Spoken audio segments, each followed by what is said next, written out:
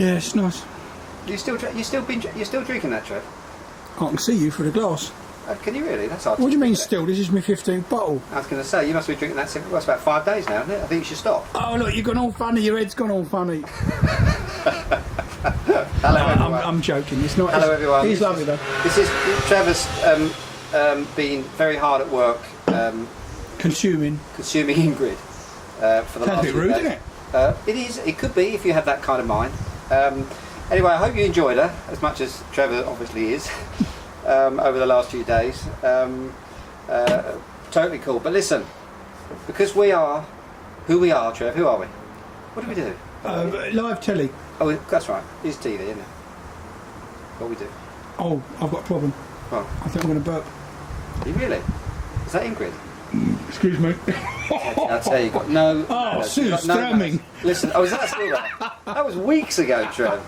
But listen, we are not content with just bringing you one world first, okay? Oh no, we've got another. And this is the beer that we are going to be trying today, Trev, which I believe is the first bottle of its kind in Sweden. And even if it's not, it's the first one that's actually going to be tasted and rated on video. Okay. The beer in question is, well, as you can see, it's very graphical, but the beer is called Black Tokyo Horizon. It's a collab beer, a collaboration beer between three of arguably the most, well, certainly in European terms, definitely the most progressive, forward-thinking, crafty breweries out there. BrewDog. Mikkeller, the Danish, who's Danish of course, and Mikkeller, who's a gypsy brewer, nomadic brewer, and probably, well, certainly the world's most probably preeminent gypsy brewer, and Nogne in Norway. So a real Scandinavian, Scottish kind of vibe to this beer, and basically it's a fusion of three of their almost legendary imperial stouts. Black, of course. Which comes from Mikkeller, Tokyo, which was the intergalactic imperial stout from the boys up there in Fraserburgh, and of course Horizon, of which there are several editions, but Dark Horizon was kicking it off, and we've got Sweet Horizon, Red Horizon, all sorts of things. But anyway, what that means is that these are three massive beers that are coming together, crashing together into one beer, and I, for one, Trev, am particularly excited about trying it. I read on the bottle here, look, on the very nifty little presentation box. Can you see that? Hold up a bit. Let's have a Can you see it? Look. Give it a twirl. Should I give it a twirl? Not a whirl? A twirl. Okay. What's the difference, Trev? I don't know. Okay. Shall I not ask difficult questions? Exactly. What day is it? I don't know. I don't know. Are we live, Trev? Are we on? Of course we're live. I know Right, we're live. We're live. Yeah. There we go. There we go. So I'm going to open it up now and show you the bottle inside. Does it come with instructions, Trev? It's like that.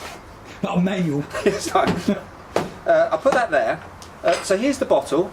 Here's the bottle. Cool, isn't it? Cool branding. It's a fit label. Really, really cool, trendy, you know, sort of lifestyle-y labelling. Love it. That's what I love about craft beer, Trev. It's reinventing the whole thing. Fortunately, it's not shoved up a squirrel's arse or anything like that, or anything too. It's a bit like the OXO. It just comes out of a bottle, which I quite like now and again. It's a bit like the OXO logo.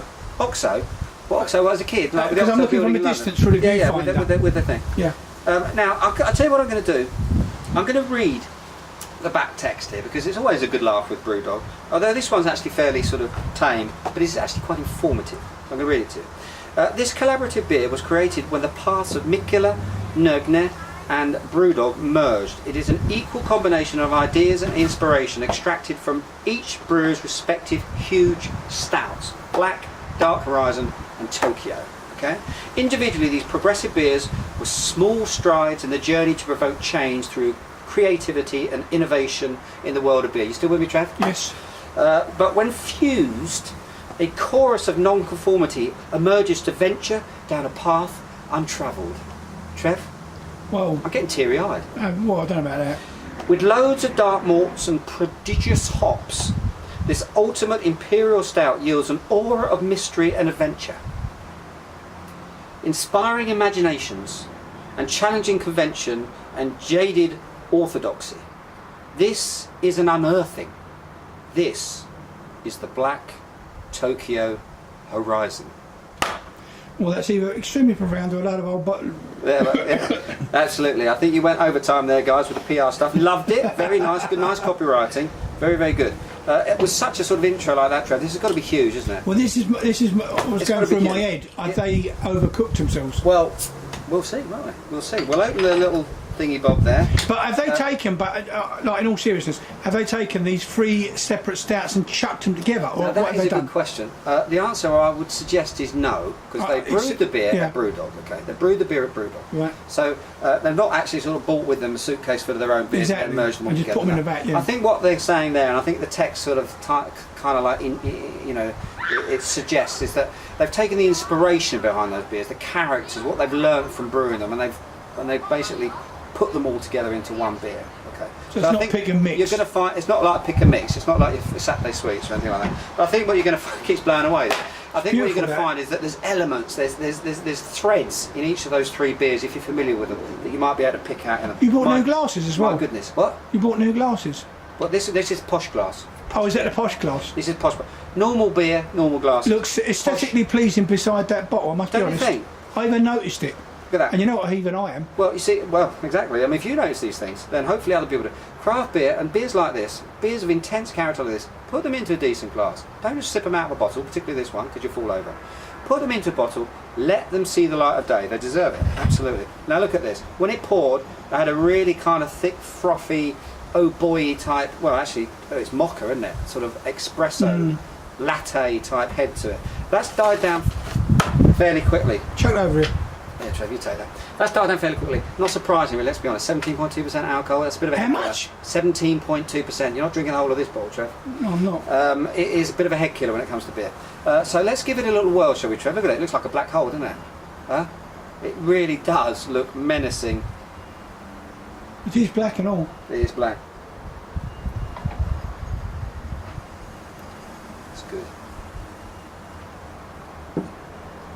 Oh, black malts. Huge amount of black malts. But I tell you what, there's coffee here, but it's a really lovely dark grain finish. It's something I've not really got before, and it's a beautiful sweetness as well. No alcohol, which is amazing if you consider how much booze there is in this thing. I'm not picking up hardly any alcohol. And talk about, look at it in the glass. I don't know if you can see there, Trev. It's ridiculous. But the it's residual sugar, the stickiness here, this is like maple syrup. Like when you pour it, and it sticks, it just refuses to let go of the side of the glass. It wants to almost flow rather than pour, doesn't it? It does. It is slow-mo. It is slow-mo whirling we're doing here. Now I have given it a whirl, Trev, just so you know, because that's important to do that. Even if it is a whirl first and we're doing it on video, give it a whirl.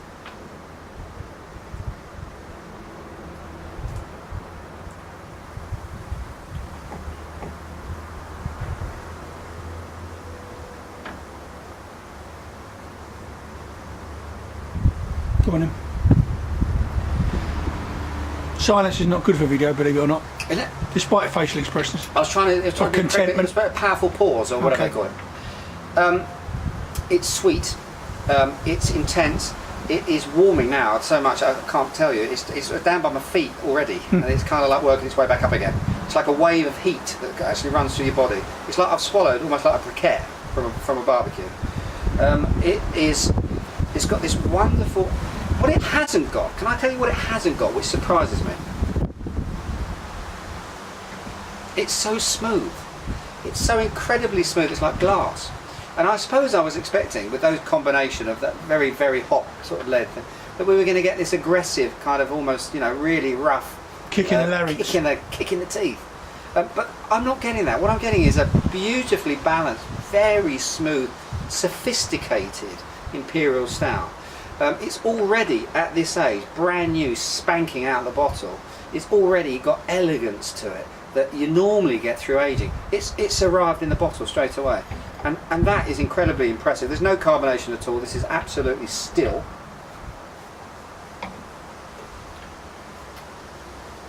And it's got this nice licorice, sort of licorice. Not a big fan of the salt, but now you're not that of the style. But I tell you what, licorice. There's a little bit of a sort of charred wood, but not an awful I'm getting lot. reindeer meat. You're getting rum. Reindeer meat. Reindeer meat. Absolutely, and on the taste. Yeah, interesting. Interesting. Meatiness is something you do actually get a lot. Absolutely, that is Big beers smoked like that. reindeer meat. Bit of this savouriness to it. Very it's almost nice. like barbecued Oh, it's lovely. pork chops on the barbecue, isn't it? That have been left there a little bit too long. So you're getting that charring sort of flavours coming through. Oh, that is really nice. Isn't it absolutely gorgeous? This is the sort of thing that you have to obviously share. And at the end of a dinner, this is...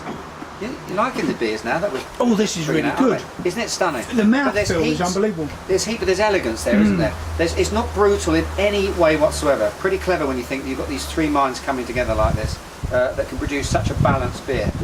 In terms of rating, Trev, what do you think? Got to be big, isn't it? It's a 4er. Definitely a 4er. I suppose if I had one criticism, but one comment, it would be that it's almost too perfect.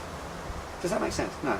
It's almost, I'd almost like a couple of little rough edges to it. I'd like a little bit more. No, I don't agree. I think it's lovely. You think it's? No, I think it's. I've still got it in my palate, and it's wonderful. I think it's got. Oh, it's going to stay there for a long time. I think it's absolutely stunning beer. And let's say I'm going to go flat out. Shall we say 4.5? Absolutely.